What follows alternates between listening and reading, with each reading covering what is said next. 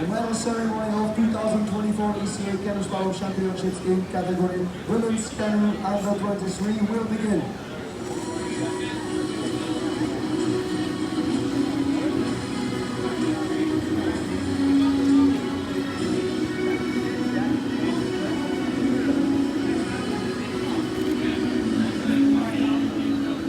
Medale wręczać będą Andrzej Jelec, wiceprezes Europejskiej Federacji Kajakowej i team leader Słowenii.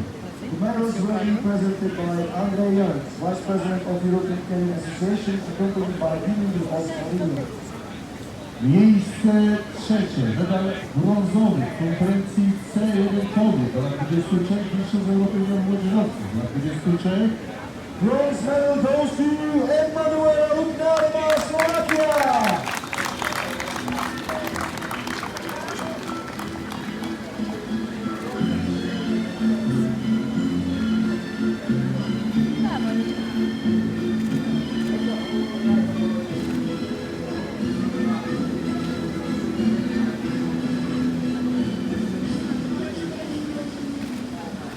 Miejsce drugie, medal srebrny, tytuł wicemistrzyni Europy w konkurencji C1 kobiet dla 23 mistrzów Europy młodzieżowców. Dla 23 Silver medal goes to Alice Miller, Great Britain.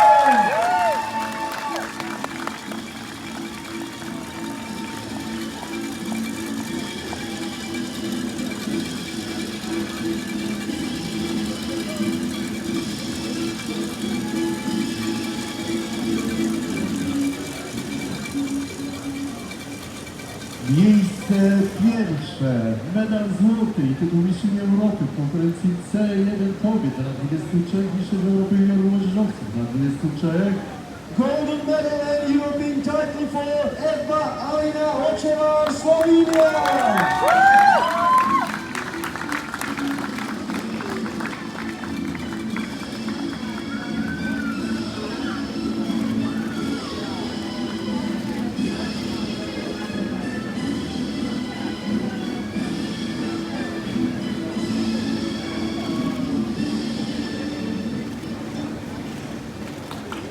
prosimy o odebranie hymnu Słowenii. Please rise up for